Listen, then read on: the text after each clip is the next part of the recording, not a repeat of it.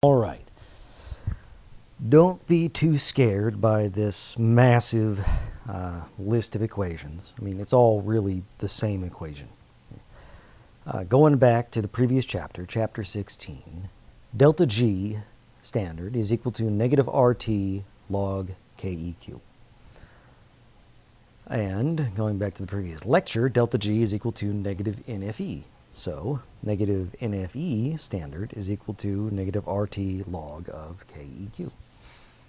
So voltage is also tied directly back into the equilibrium constant. Okay? If you measure the voltage, you've measured the equilibrium constant. That is a pretty awesome thing. That's one of the ways they measure equilibrium constants. You don't have to set up the reaction, let it go to equilibrium, and try to find a way to measure the concentration. You can set up the reaction under standard conditions and just measure the voltage. That's just one of the, if it's a redox reaction, obviously, or if you can set it up as a redox reaction. But that is a pretty awesome thing, is the ability to measure something like that at such a remove. So you solve for E standard. You get E standard equals negative RT over NF log of KEQ.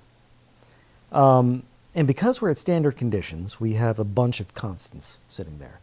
R is the universal gas constant, 8.3145 joules per mole Kelvin. And F, of course, is Faraday's constant, 96,480 coulombs per mole of electrons. T is the temperature, but we're talking about standard conditions, so it's also a constant. So you can just plug those three constants in, and that's where the two numbers at the bottom come from.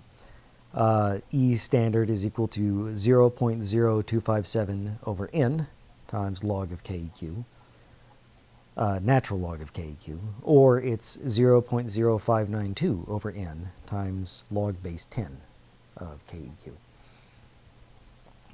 And you can work with either of those, depending on your preference. So just really quick, I'm going to show you some examples. And once again, these are going to be the two examples we used in the previous lecture. So here they are. Hydrogen peroxide plus hydroiodic acid yields water and iodine. And the other reaction is lead oxide plus nitric oxide in acid yields lead 2 plus nitrate plus water. All right, so we'll start with our reaction on the left, the hydrogen peroxide and hydroiodic acid. The potential for that one was 1.24 volts, and delta G was negative 239 kilojoules. We don't actually need delta G for this. We can get the equilibrium constant directly from the voltage. So you plug in the numbers. E standard is equal to 0.0257 over 2 moles of electrons. By this point, you may have forgotten, but this reaction involves the transfer of 2 electrons times the natural log of KEQ.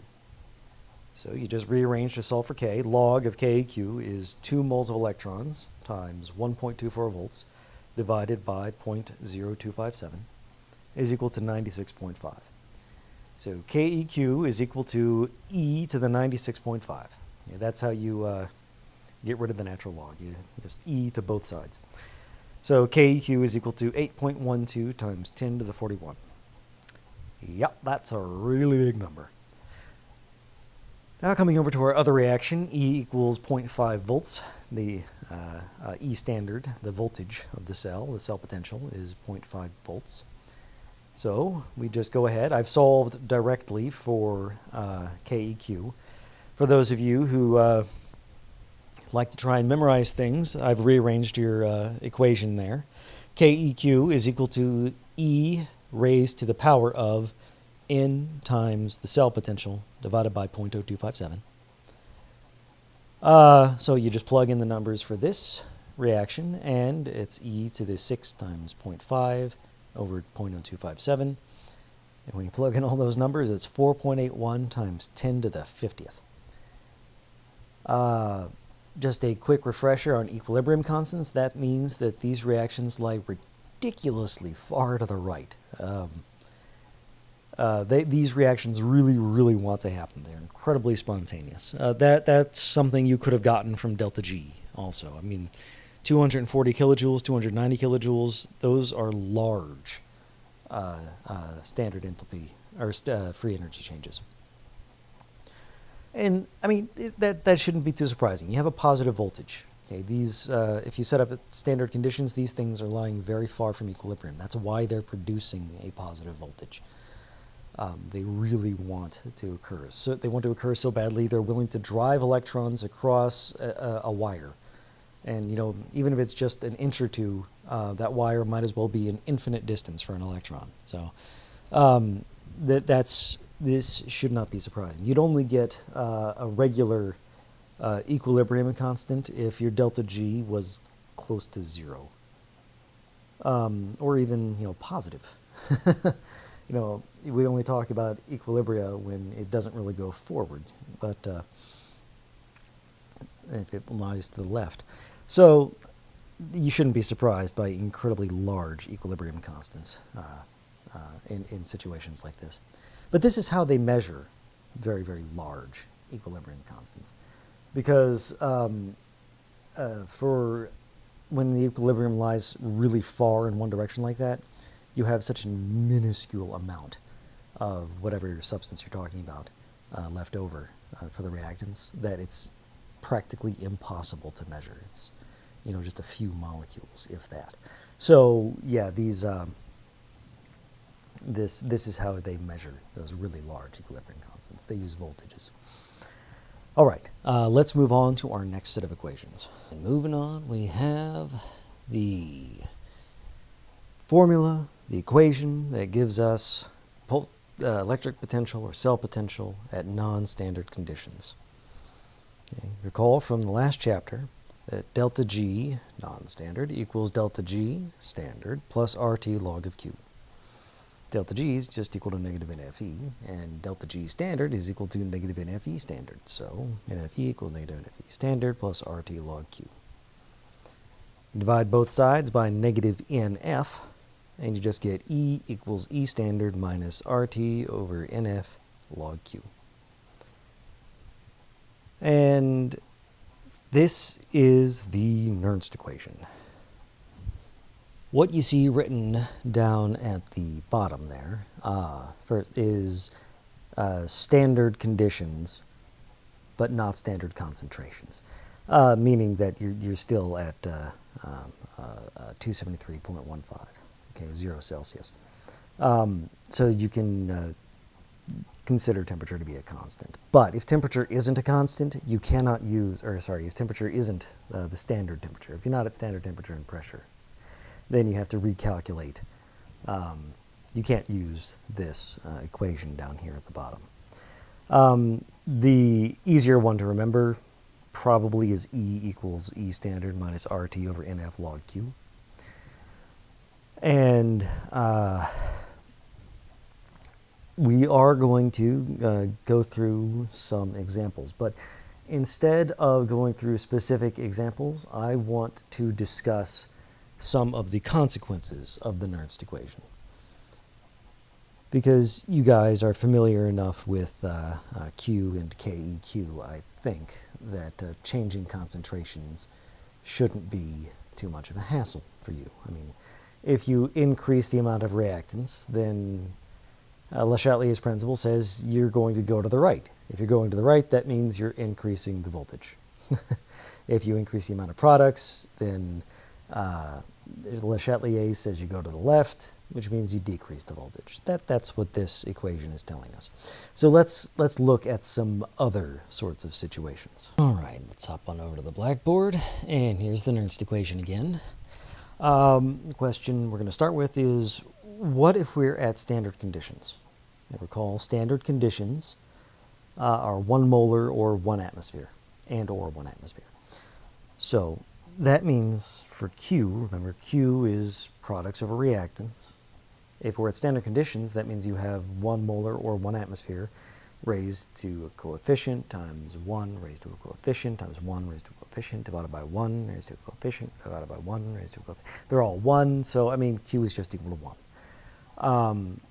And natural log of q is equal to log base 10, or sorry, natural log of 1 is equal to log base 10 of 1 is just equal to 0. So that whole 0.0257 over n log q is just equal to 0.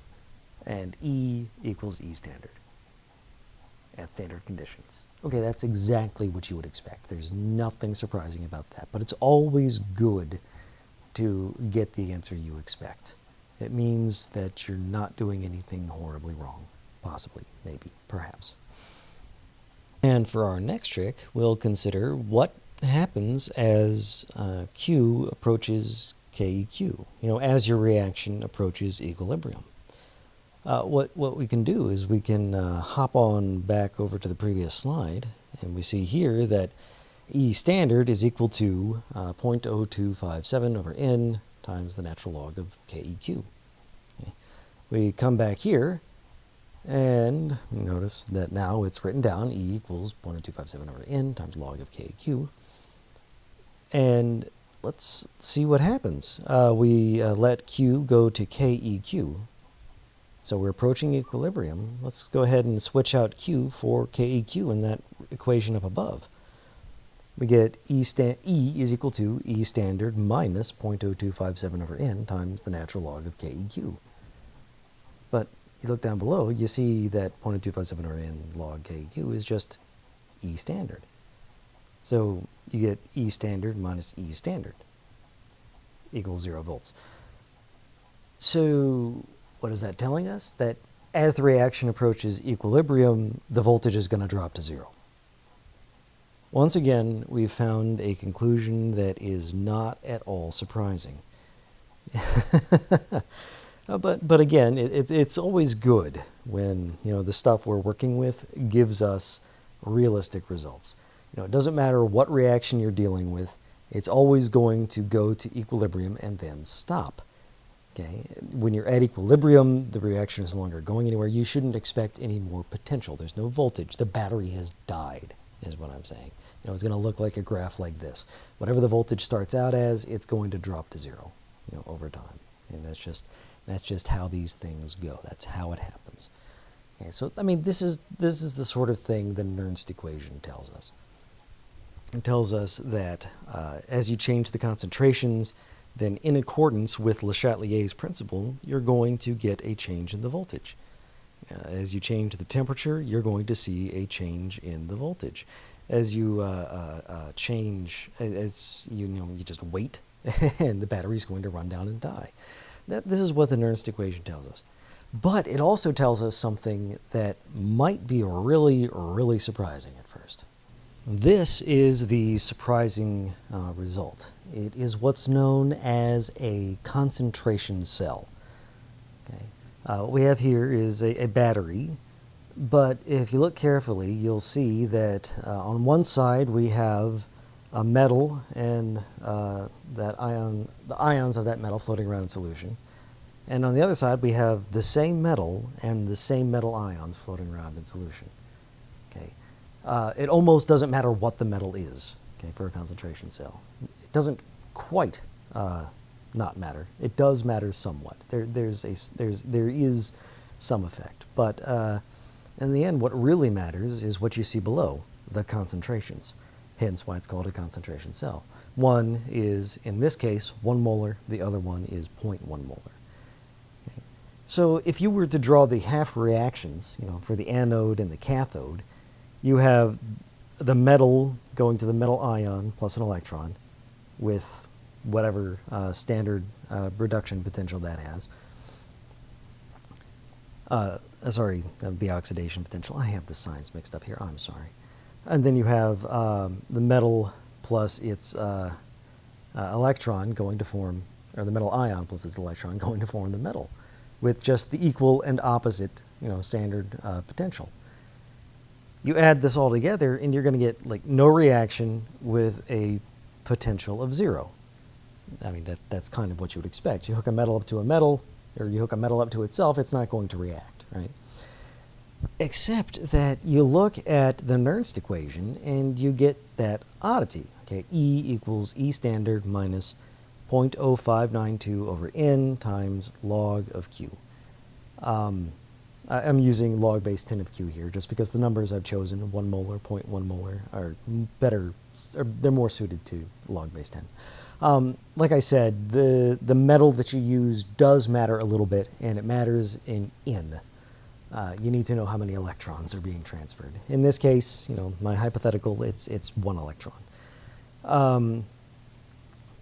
So your E standard is going to be 0. That much is absolutely true. And then it's going to be minus 0.0592 over, in this case, 1 times log base 10 of 0.1 over 1. And so you're going to get a potential out of this. It's 0.0592 volts for this particular setup. And that can seem quite surprising. You're producing electricity just by virtue of the fact that you have a dilute solution and a concentrated solution, and you've hooked them up with a wire.